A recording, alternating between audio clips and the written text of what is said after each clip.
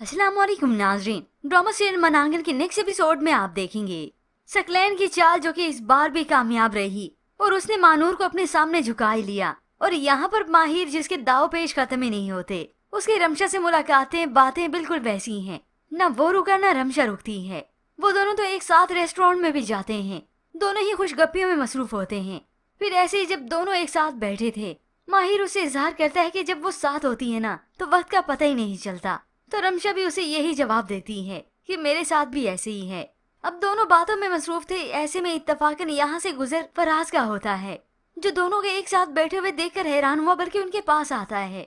रमशा से पूछने लगा कि उसकी मानूर आपी को मालूम है कि तुम माहिर के साथ यूनिवर्सिटी के बाद यहाँ पर हो। ये सुनकर दोनों हिचकिचाने लगे और बहाना सोचने लगे। तभी माहिर कह देता है कि मैंने इसे इंसिस्ट किया था। ये सुनकर फराज अपने भाई को डांटता है कि उसे ऐसा नहीं करना चाहिए था। तभी फराज अब रमशा को खुद उसके घर पे ड्रॉप करने जाता है। तो ऐसे में रमशा परेशान होती है कि कहीं फराज भाई किसी को कुछ न बता दें। अब फराज तो कुछ नहीं बताता, खामोश रहता है। तो ऐसे में वो मानूर को घर आकर बताता है। ये सुनकर मानूर गुस्से में आ जाती है, बल्कि उसी वक्त वो माहिर के पास जाती है। तुम्हें मैंने पहले भी कहा था कि तुम रमशा से दूर रहो, तुम उसका पीछा छोड़ क्यों नहीं देते? तो माहिर के पास हमेशा की तरह एक ही जवाब है कि मैंने तो आपसे कहा था कि आप अगर रोक सकती हैं तो उसे रोक लें। अब ऐसे में यहाँ पर इन दोनों की तकरार चली रही थी कि फराज की वालदा आ जाती है और फराज भी, उन्हें भी इस मामले के बारे में इल्म हो जाता है। तो माहिर तो बढ़ चढ़ कर बोलने लगा, दोस्ती के पीछे वो मेरी पड़ी थी, मैं उसके पीछे नहीं आया था। तभी वालदा उसे कहने लगी कि तुम्हें कोई दोस्तों की कमी है, और साथ ही वो तंज भी करती हैं कि ये अपनी बहन को संभाल कर रखे। मैं तो वैसे भी इस एक को घर में लाकर पछता रही हूँ। ये सुनकर मानूर और फराज दोनों परेशान हो जाते हैं।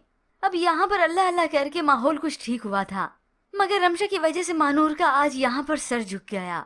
हकीकत तो यही है कि वो अपनी बहन को रोक ही नहीं सकती, तो वो इस माहिर को भला क्या कुछ कह सकती है। उसका बस तो अपनी बहन पर नहीं चलता।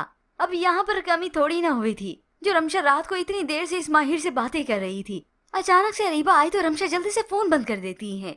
ये देखकर को शक हो गया, फौरन से उससे पूछती है कि वो किससे बातें कर रही थी। उससे जवाब पूछने लगी तो जवाब नहीं आता। अब रमशा का फोन जो कि अरीबा ने ले लिया था, तो उसी वक्त खींचते हुए कहती मुझे नहीं मालूम मैं किसे। अब ऊपर से वो झूठ भी बोल रही है और नीचे से उसने मोबाइल भी छीन लिया। ये देखकर तो अरीबा को गुस्सा आ गया। उसी वक्त वो रमशा से फौरन से फिर से मोबाइल छीनती है और उसे फेंक देती है। अब यहाँ पर अरीबा को पक्का पक्का शक हो चुका है कि ऐसे कैसे उसने मुझसे मोबाइल फोन छीन लिया। खैर सकलैन के असरात तो इस पर भी बहुत हैं, इसीलिए तो अपने असर दिखाई देती है। तो उधर सकलैन की दूसरी बीवी और सास बिल्कुल प्लानिंग के ऐन मुताबिक अपनी चाल चलते हैं।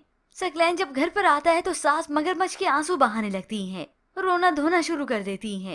ये देखकर सकलैन परेशान हो गया, क्या हुआ है क्या हुआ है, मुझे बताएं तो सही। तो आखिर रोते धोते वो झूठ बता ही देती है कि फारी अचानक से गिर गई थी, जिसकी वजह से उसका बच्चा नहीं रहा।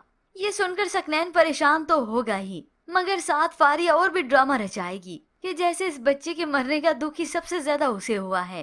तो होप सो यही सकलैन उसे दिलासा भी देगा, तसल्ली भी देगा, क्योंकि इन दोनों माँ बेटी ने इससे जान जो छुड़ानी है। और फिर ये सकलैन देखेगा अपना अंजाम। बहुत इसने अरीबा के घर वालों के साथ गलत किया, अपनी सास तक की जान ले ली, तो इसका अंजाम ही बहुत बुरा होना चाहिए। पर व्यूअर्स, इसके मुतालिक आप क्या राय रखते हैं? मजीद ड्रामा रिव्यूज के लिए आप देखते रहिए उर्दू टीवी।